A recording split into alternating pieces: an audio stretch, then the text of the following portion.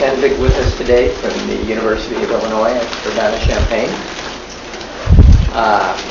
Known Christian for quite a number of years. We have a picture of him holding our bird at our house when he was a graduate student at Stanford, I think. Bird was a graduate student? No. Yeah. The bird flunked out. Almost past rhetoric.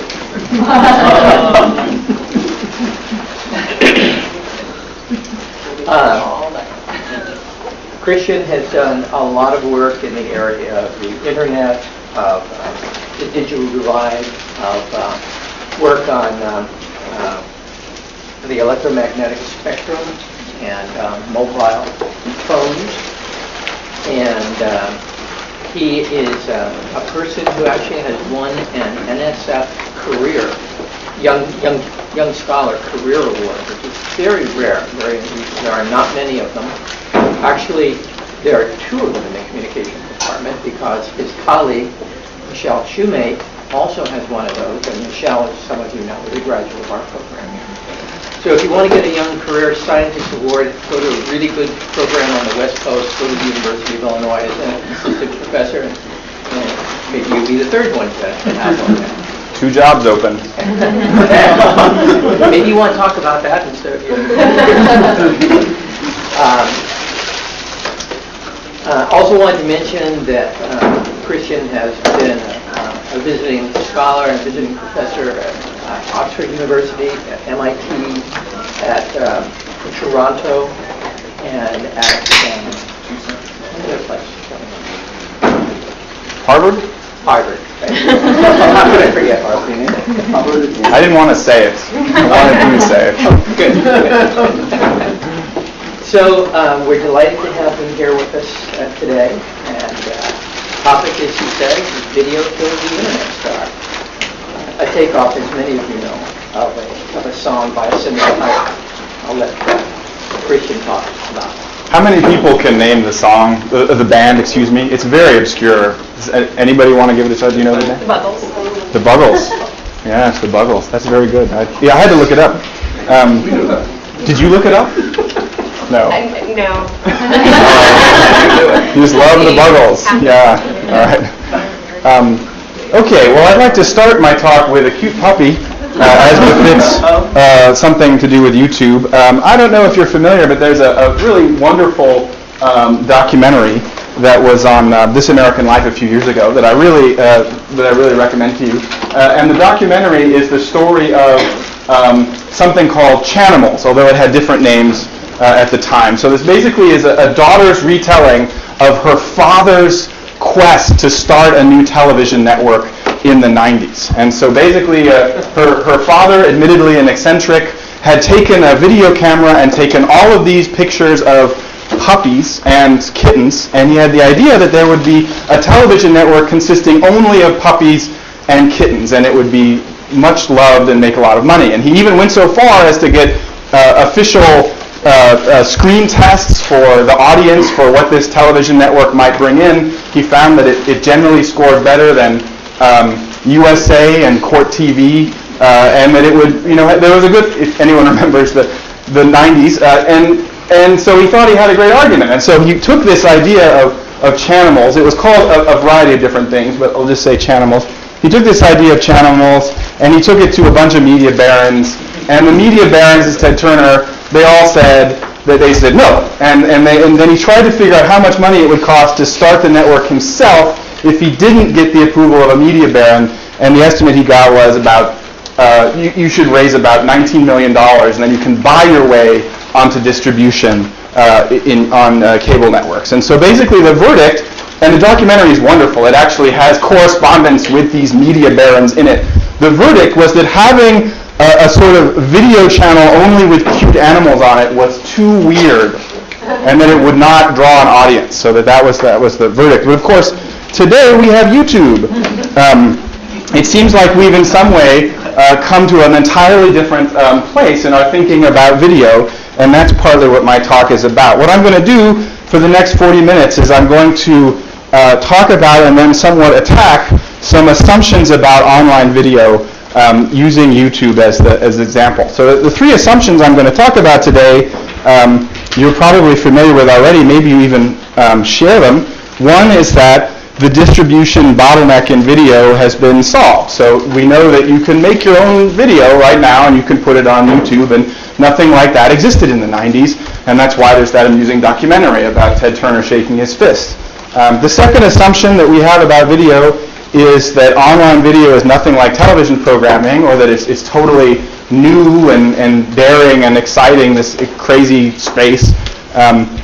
And the third assumption is that the most important content is user-driven. I guess most important in this sense, I mean maybe most worthy of scholarly attention. So for example, there are a number of really, I think, compelling anthologies about YouTube. And if you pick those anthologies up, most of what is discussed in there is user-generated content, the emergence of new genres. So for example, the remix, the video blog, and this is where a lot of scholarly attention in media and communication has focused, right? This is so, are we all right with the three assumptions? These assumptions. I think that all of them are not true, except for the second one maybe is true, but not the way you think. So what I'm going to do in outline to work through these assumptions is I'm going to first talk about this project. I'm going to talk about studying YouTube, and then and how this project is a research project, what data, what methods are used, what questions.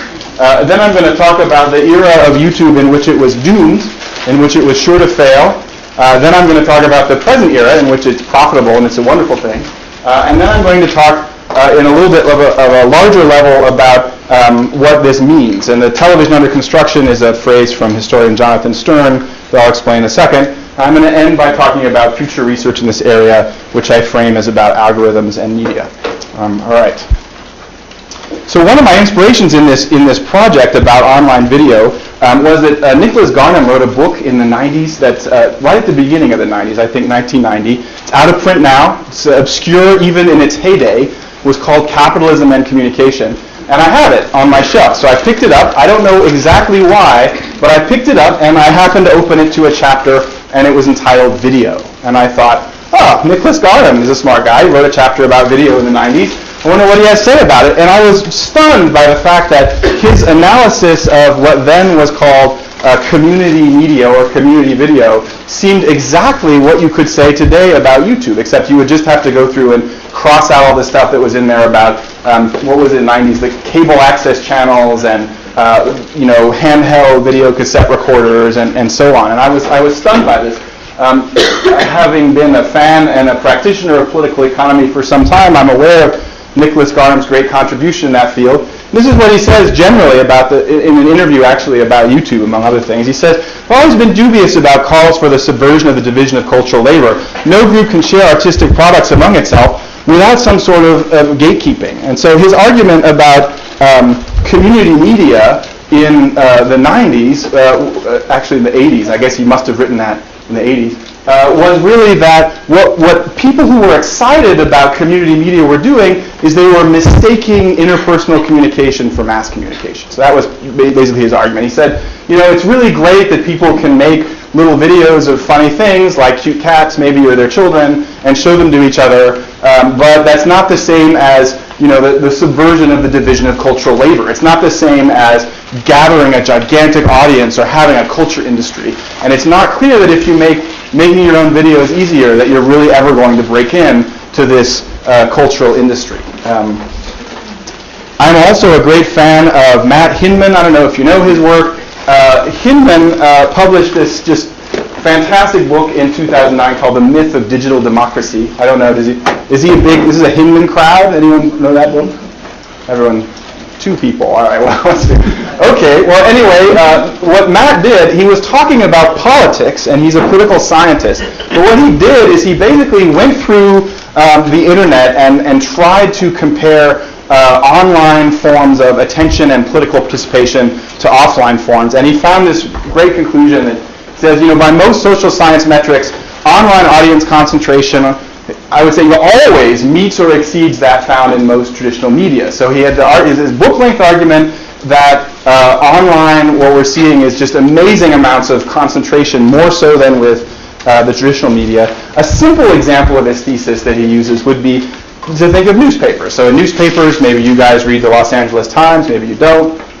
I don't know, I might read the Chicago Tribune, but then, when we go online, it's Google or some other source quite often, or some other source. And he has a really wide array of data from a variety of sources that's very rigorously analyzed that I'm just going to defer you to him.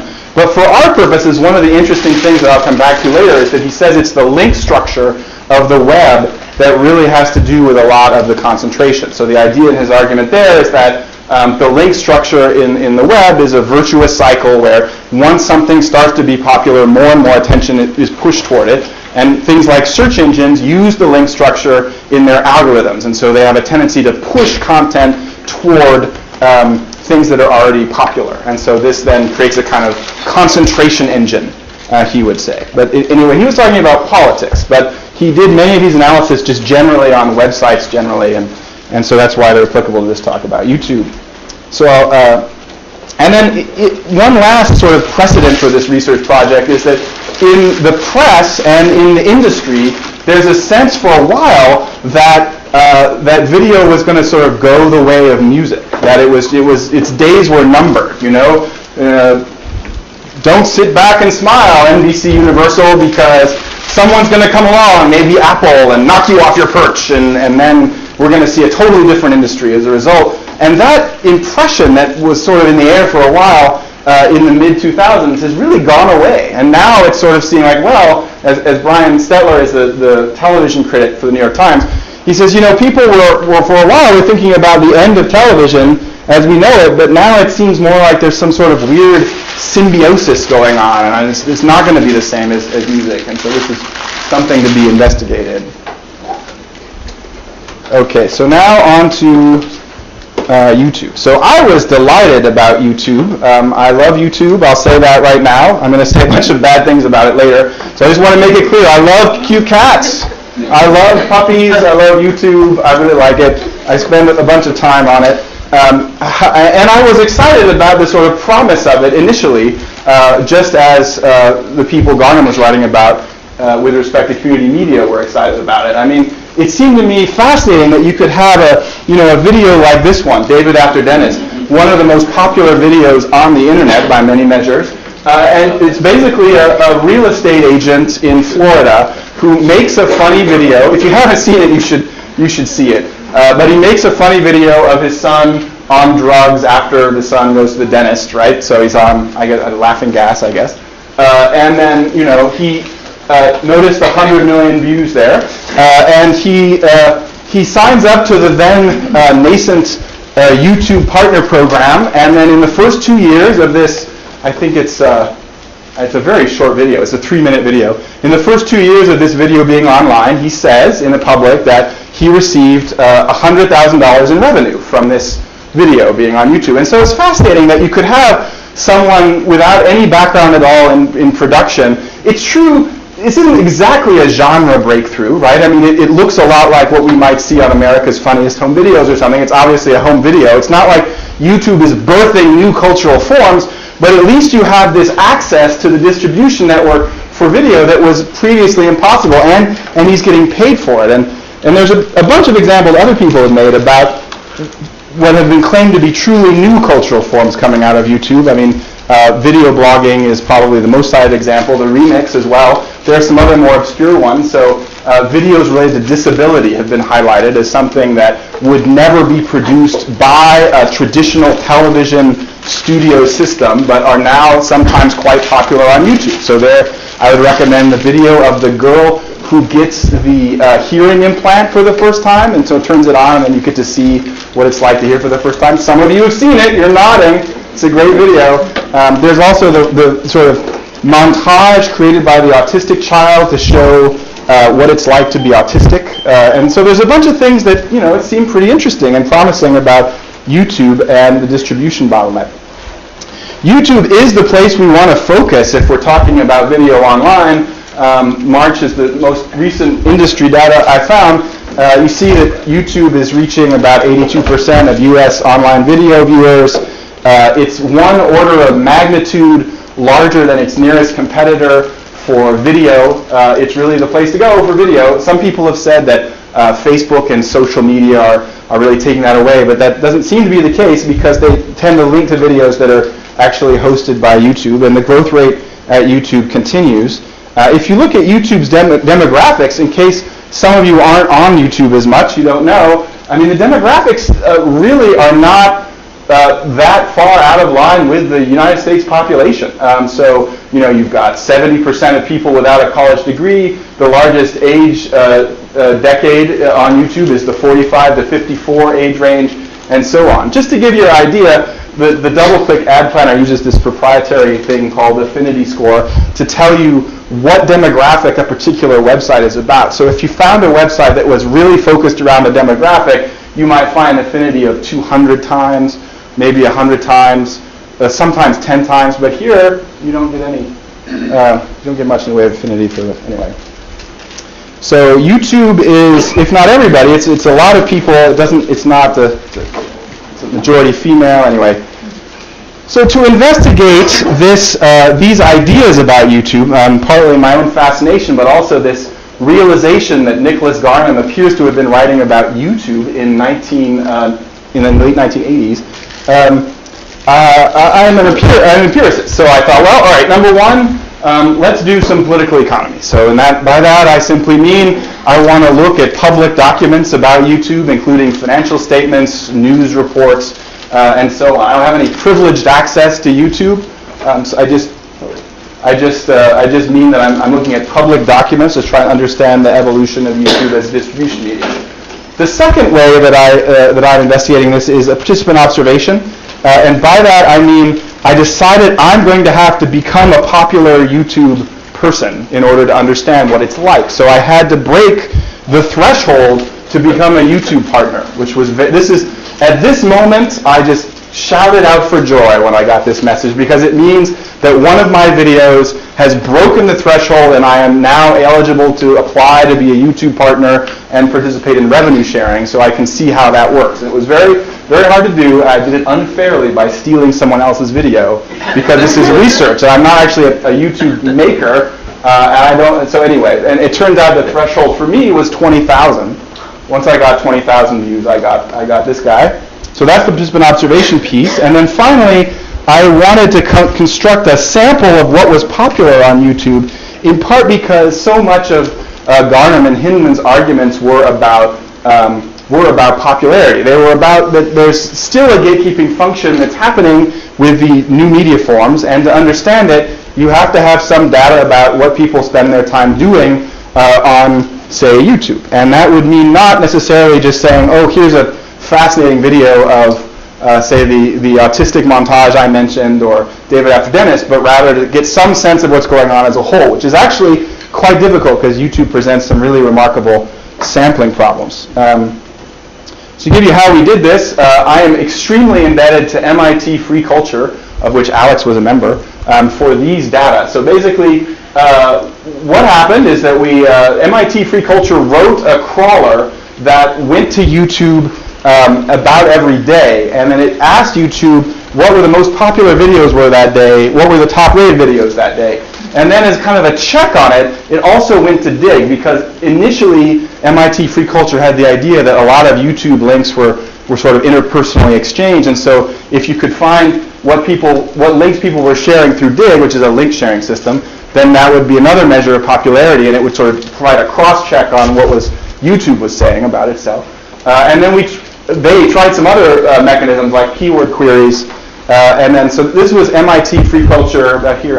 And then what I did is I actually followed the work of an interesting group of computer scientists at Berkeley and did some things with YouTube Charts, which is an application that allows you to examine YouTube's own measures of popularity. I also did some things with the search API, so you can query a lot with the advanced search API and get some statistics about sort of what's in there.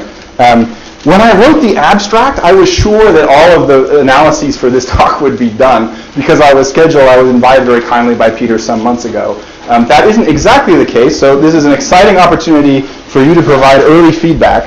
However, I have enough in the way of results that I think it will interest you. So this produced a sample of 440,000 unique videos. And this graph is trying to represent what that free culture crawler was doing. So basically, periodically, sometimes every day, sometimes once a week, sometimes once a month, the crawler visits YouTube and it checks on the videos. It tries to find what's the popular videos today. If it finds a popular video, it saves it, and then it goes back and checks on it over and over and over again so that you get longitudinal data about popularity, which is very hard to obtain otherwise. They actually didn't produce their data set for this purpose, so I'm really delighted that I was able to get a hold of it. And the gaps are in part because it's quite difficult to operate a crawler like this because, YouTube doesn't really like it. They don't really want you to be querying, 800,000. Those are in hundreds of thousands. They don't really want you to query them 800,000 times a day, no matter if you're at MIT or not. They don't really like it. So some of the gaps involve sort of negotiations with YouTube about this, different attempts for YouTube to block the crawler and so on. So turning now to this is the sample and the method. Are there any questions about the sample and the method before I go on? All right. So turning now to the political economy of it, maybe some of you followed this story, but in 2009, there was this YouTube is relatively young. It was founded in 2005. In 2009, it entered this period of remarkable scrutiny from financial analysts. The financial analyst community, led by a controversial report from Credit Suisse, said YouTube is a terrible investment from Google. Google should not have bought YouTube, which it did in 2006. And it's going to just drag down Google. It's a terrible investment because YouTube is basically a giant pot full of illegal stuff. It's just a bunch of copyright infringements in there, and it costs a huge amount of money to distribute video on the internet. So what Google bought was a giant bag of illegal stuff that it has to pay to send people on the internet over and over again. The analysts said, look, there's really no way you're going to monetize some of this stuff. It's just not likely anyone's going to want to run ads next to the dog on a skateboard. Or even if you get someone for the dog on a skateboard, there's a lot of stuff on YouTube no one's going to want to be associated with.